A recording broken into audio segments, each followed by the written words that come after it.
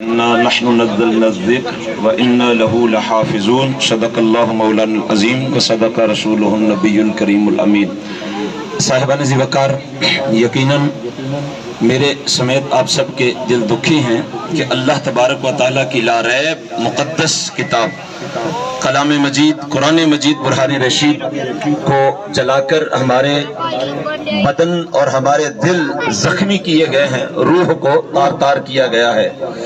آپ دو باتیں آپ سے کرتا ہوں انتہائی وقت مختصر وقت میں۔ پہلی بات کہ آخر کیا وجہ ہے کہ سارے کا سارا کفر اکٹھا ہو کر کلام مجید کے خلاف سازش گناہ ہے، اور اپنے دل کی بڑھاس جب وہ دلائل سے نہیں نکال سکتے تو اس طرح قرآن مجید برہان رشید کی توہین کر کے اس کو مٹانا چاہتے ہیں۔ صاحبان ذی وقار، بڑے مختصر وقت میں اس کا جواب عرض کرنا چاہوں گا۔ اس کی بنیادی وجہ یہ ہے کہ وہ کفر یہ سمجھتا ہے کہ اسلام کی حقانیت کا سب سے بڑا ثبوت اگر اس وقت کوئی دنیا میں موجود ہے تو وہ اللہ تبارک و تعالیٰ کا مقدس کلام قرآن مجید برہان رشید ہے۔ وجہ یہ ہے کہ قرآن مجید نے دعویٰ کیا تھا انا نحن نزلنا الذکر وانا لہ لحافظون، ہم ہی اس کو نازل کرنے والے ہیں اور ہم ہی اس کی حفاظت کرنے والے ہیں۔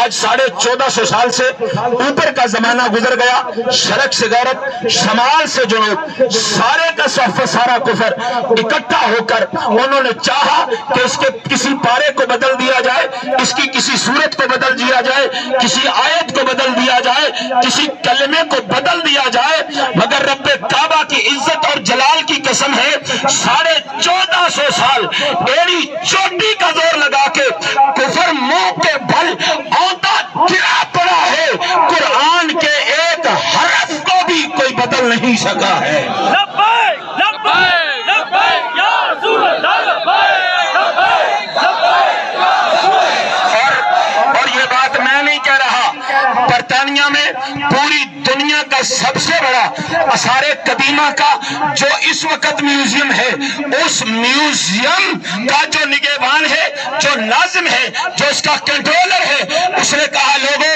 ہم نے پہلی صدی سے لے کے 14ویں صدی تک کے الگ الگ ریاستوں کے الگ الگ حکومتوں کے نسخے منگائے ہیں۔ جانوروں کی کھالوں پہ لکھا بھی قرآن ملا، ہڈیوں پہ لکھا بھی قرآن ملا، درختوں کے چھلکوں پہ لکھا بھی قرآن ملا، اور کاغذ پہ لکھا بھی قرآن ملا۔ ہم نے پوری دنیا کے کونے کونے سے 100 سے زائد جب نسخے کو ملا کے محققین کو بٹھایا کہ کہیں تو عیب نکالو، انہوں نے کہا عیب نہیں ہے، شرق سے غرب، شمال سے جنوب، ہر ریاست کے قرآن میں جہاں صبر ہے وہاں صبر ہے، جہاں زیر ہے وہاں زیر ہے، جہاں پیش ہے وہاں پیش ہے، ایک لفظ میں بھی تبدیلی موجود نہیں ہے۔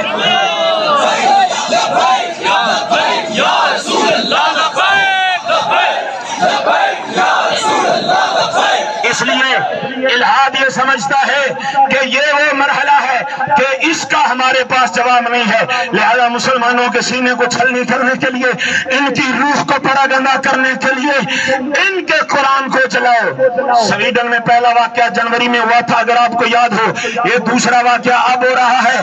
3 مہینے تک کیس چلتا رہا عدالت میں، وہ پرمیشن لیتا رہا، اور جب اجازت ملی تو اس نے بدھ کے روز عید الاضحیٰ کے دن مرکزی جامع مسجد کے سامنے اس خبیث نے قرآن مجید برہان رشید کو اعلان کرتے ہوئے جلایا۔ صاحبان ذی وقار، یہ تو سمجھ آ گئی، مگر حضرت نے بھی کہا، قبلہ علامہ ساجد قادری صاحب دامت ظلہ، آپ نے بھی کہا، اور بابا جی کی آواز میں بھی میں نے درجن سے زائد مرتبہ وہاں سے لے کر یہاں تک سنا، اور مذمت اساں کریے تو سا مذمت نہیں کرے، تو سا کو فردی مذمت مرمت کرو۔ مگر حضرت ذی وقار اس کا علاج کیا ہے؟ بات کو ختم کر رہا ہوں۔ سلطان عبدالحمید خاصانی رحمت اللہ تعالی علیہ، یہ وہ وقت ہے جب 2.5 برے اعظموں میں حکومت کرنے والے کی حکومت لڑکھڑا رہی تھی۔ 650 سال کا زمانہ سلطنت عثمانیہ کو قائم ہو چکا تھا۔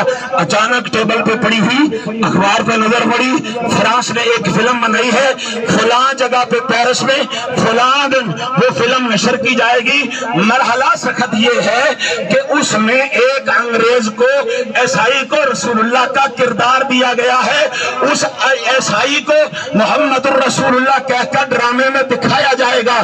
ابھی بیٹھا نہیں سلطان عبد الحمید خان، معیشت زمین پہ گر چکی تھی، سازشیں گھر تک پہنچ چکی تھی، ایوان اقتدار میں غدار موجود تھے، بیرونی سرحدیں غیر محفوظ تھی، مگر غیرت کیا ہوتی ہے، غیرت رسالت کیا ہوتی ہے، محبت رسول کیا ہوتی ہے۔ سلطان عبد الحمید خان ثانی رحمت اللہ تعالی علیہ سے سمجھیے، اسی وقت آواز دی، بادشاہ لڑکھڑاتا ہوا وہ وزیر قریب آیا، کہا یہ خبر سنی ہے؟ کہا ہاں، مگر فرمایا ہم یہ فلم جاری نہیں ہونے دیں گے۔ کہہ سکتی ہو دشمن لفظ کچھ کہہ سکتی ہو، کہا ہم یہ فلم جاری نہیں ہونے دیں گے۔ اس نے کہا حضرت سرحدیں غیر محفوظ ہیں، دہلیز پہ غدار بیٹھے ہیں، معیشت کا برا حال ہے، تو کیسے روکیں گے؟ سنیے جناب سلطان عبد الحمید خان ثانی کا، فرمایا اگر حضور کی توہین والی فلم چل جائے تو ہمارے زندہ رہنے کا کیا فائدہ ہے؟ ہم ایسی حکومت کو کیا کریں گے، ایسی ریاست کو کیا کریں گے، ایسی جان کو کیا کریں گے؟ اگلے کلمات سنیے، فرمایا عبد الحمید خان کے بدن کے ٹکڑے ٹکڑے کر کے جانوروں پرندوں کے آگے اگرچہ ڈال دیے جائیں، جب عبد الحمید خان زندہ ہے یہ فلم نہیں چل سکے گی۔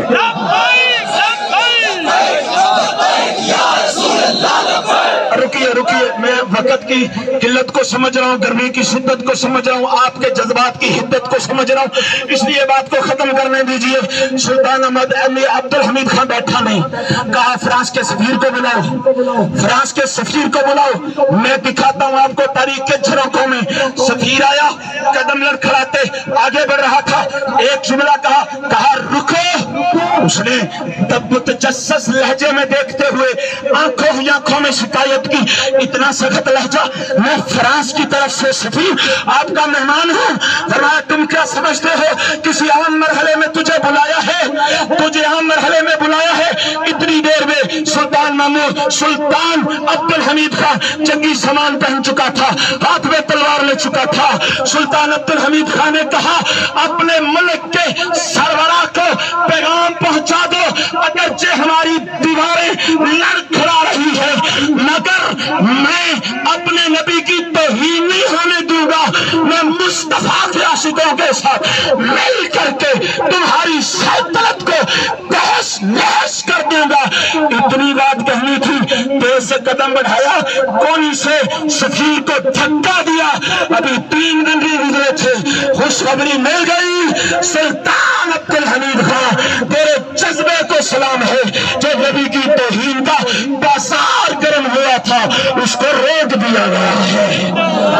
صاحبان عزیز وقاری آخری کلمات ہیں، اگر چاہتی ہے یہ گورنمنٹ جی وہ جی آزاد کشمیر کے جموں کشمیر میں مقبوضہ کشمیر کی کیفیت کو بدلا، آدھا گھنٹہ کھڑے ہو جاؤ، آدھا منٹ کھڑے ہونا، جمعے والے دن ایک لت چک لو، دوسرے جمعے دوسری چک لو، یہ کام نہیں ہوتا۔ جو نبی کی عزت کا معاملہ ہے، قرآن کی عزت کا معاملہ ہے، البتہ حقیقت کا معاملہ ہے، مذمت نہیں کی جاتی، گستاخ کی مرمت کی جاتی ہے۔